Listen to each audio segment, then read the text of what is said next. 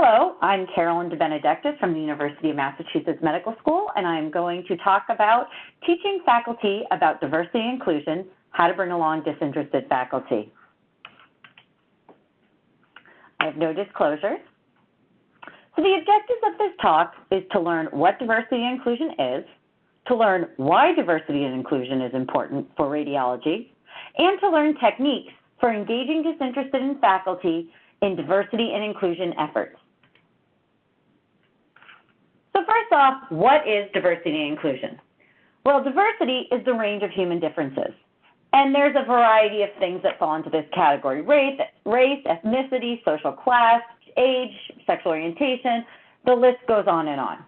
Inclusion is the involvement and empowerment of these groups where the inherent worth and dignity of all groups are recognized. And this is really important because it promotes and sustains a sense of belonging. So in a simpler term, as said by Verna Myers, an expert in diversity and inclusion, diversity is being invited to the party, and inclusion is getting asked to dance. So who is underrepresented in radiology?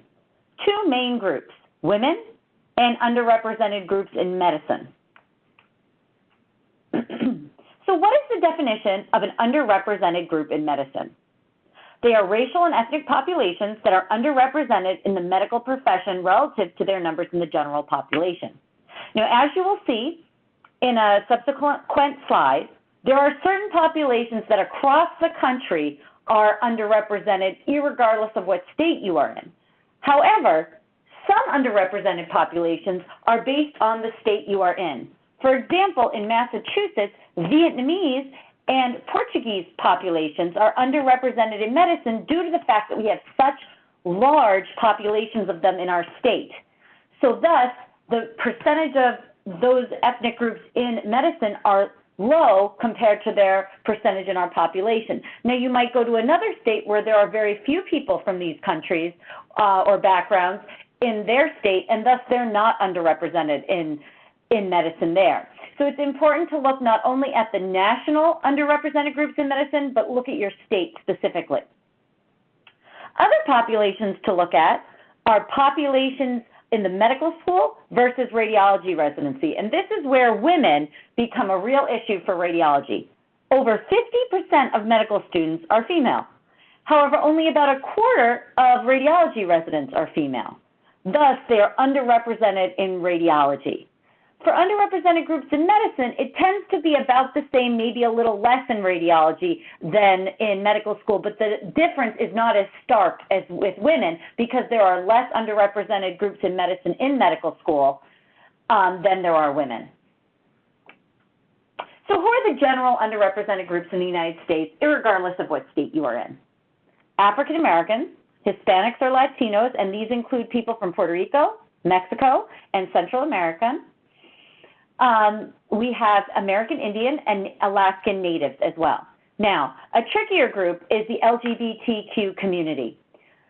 The number of LGBTQ individuals in medicine is unknown as a whole, as its proportion to the population. In addition to it being unknown in medicine, it's actually not well known in the population because we only have census data to rely on, and census data only asks about same-sex marriage.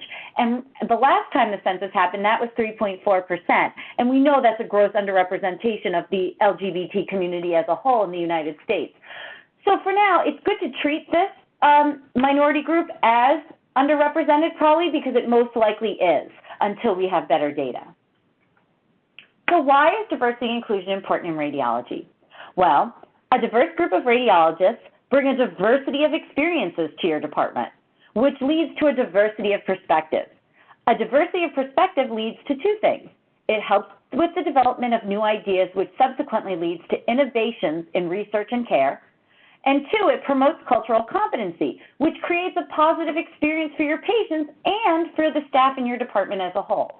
So who doesn't want to work in a department that offers innovative research and care and creates a positive experience for both its patients and staff? There are some things you need to remember about diversity and inclusion. It is a sensitive subject in the workplace. People have strong opinions, and actions you take can deeply affect people's lives. The subject is also complicated. Well, diversity and inclusion efforts are almost always well-intentioned. Not everyone is as informed about diversity and inclusion as you, and they might not have the context you do. So it's important that one thing to get buy-in is to just educate people at baseline about diversity and inclusion so that they can put your efforts in context. So the ACGME has a mandate effective July 1st, 2019, that all residency training programs must offer diversity and inclusion and training and initiatives. Specifically, you need to have proof on your ADF for ACGME this year that you are doing things to recruit underrepresented groups and recruit diversity into your program, as well as retain. So now it's really important that you get buy-in from your faculty for diversity and inclusion, because you can lose your accreditation now or get a citation if you do not have diversity and inclusion efforts in your department. So where do we start? Well, a good place to start is unconscious bias training. For those of you that don't know what unconscious or implicit bias is, it's social stereotypes about certain groups of people that individuals form outside of their own conscious awareness, so they don't even realize they're doing it. There's training to help people realize their unconscious biases so that they can fight them or at least try to correct them. And Google found that their employees were far more likely to want to reduce workplaces bias after this training. So a great place to start by getting faculty to buy in to diversity and inclusion is unconscious bias training. On this slide, I've provided 4 or 5 resources.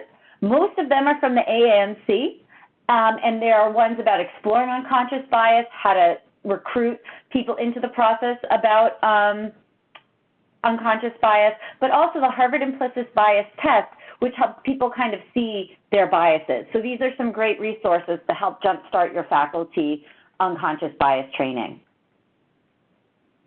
How do you get buy-in for your diversity and inclusion initiatives and training programs in your department after the unconscious bias training? Well, there's 4 steps that can help people buy into your efforts. 1, respect the right to choose. 2, ask to listen. 3, offer transparency and accountability. And 4, empower with recognition and support. Respecting the right to choose. Underrepresented minorities and women can be some of your biggest champions and drivers of diversity and inclusion efforts. However, it's really important to remember that not every female or underrepresented minority radiologist wants to spend their time doing this, and you need to allow them to choose this, to do it or not to do it, and make it clear that if they choose not to be part of these initiatives, it's completely okay. It is not their responsibility. But it's also important to assume that people that are not women and underrepresented minorities don't want to be included. There are plenty of men and people from ethnic groups that are not underrepresented in medicine that would love to help recruit people of greater diversity into your department, because they know that the more diversity the department has, the better the department will be. So it's really important to remember that, and not to exclude the typical white male who isn't an underrepresented minority in radiology from these efforts. They can be some of your biggest champions, and if they're interested and involved, get them involved. Ask to listen. Start with a simple request. Have a conversation. Hear what people feel about diversity and inclusion, the positives, the negatives that they've experienced, if they think we need more diversity in the department or they don't think we need diversity in the department. If they're an underrepresented minority, what things have happened to them that have made them feel unwelcome in the department or discouraged them from being in radiology. And vice versa, if they're not an underrepresented minority, what things are they nervous about increasing more diversity in the department? Collect quotes and experiences and stories from these discussions. Get their permission to share these anonymously, and they can be really powerful stories to use during your diversity and inclusion initiative to build momentum within the department and get people to understand why this is important and understand both sides of what it's like to be a minority and what it's not like to be a minority in the department, to help people understand each other better. Offer transparency and accountability. Lead with transparency of intentions and accountability for all conduct. When you're doing diversity inclusion initiatives, you want to make sure you have a way to show exactly what you're doing, how you're doing it, and be completely transparent. Ways to do this: offer a diversity and inclusion newsletter, or put a diversity inclusion section in your department newsletter. Offer quarterly diversity inclusion updates. Offer town hall style meetings. You want to make sure everybody knows exactly what is being done and how it's being done, so nobody thinks there's anything undermining their progress. And by including everyone in your progress, you're making a statement that it's important for all employees to be informed about diversity and inclusion, and that all employees are part of the process. Empower with recognition and support. When you see someone in your department making an effort to improve the diversity and inclusion in your department, or taking part in a special diversity and inclusion training program you're offering, support them so they can be successful. Give them the academic time. Give them the funding. Give them what they need to do this. And then recognize them after they've completed it. You can do this in an annual review. You can give them a shout out at meetings. You know, these 5 radiologists this week completed our unconscious bias training. Or say something in passing. Hey, Dr. X, I just saw from an email that you went and participated in unconscious bias training and this other diversity and inclusion program. That's really great. Keep it up. Outside of these 4 things, another thing to remember is a top-down approach. Department leadership needs to lead by example. If leadership shows that diversity is a priority to them, everyone else will fall in line. Leaders need to set the tone. Give protection, support, and assurances from retaliation. Make sure that people understand that if they participate in diversity and inclusion initiatives, there will be no retaliation, that everyone will be supportive and be receptive to input. If people say they have an issue with a new policy or a new training, ask why and hear about it and see if there's ways to improve it. So what can you do now to promote diversity and inclusion in your department? Keep diversity on your mind. Every day in everything you do, think about it. Make sure leadership roles, speakers at your institution, and other things are balanced for diversity and inclusion. Reward diversity and inclusion initiatives with praise and recognition. Admit that you are not perfect at diversity and inclusion, and that diversity and inclusion efforts are innately not perfect, and that you can only try with the best intentions, and that's all you expect everyone else to do as well. Always have the base of having the best intentions. Thank you very much for listening to me and joining today, and have a nice rest of your day.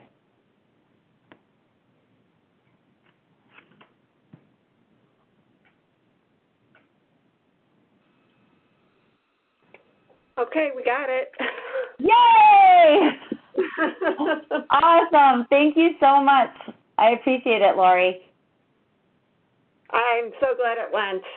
Me it too. went well. Is there anything else we need to do, or is this it?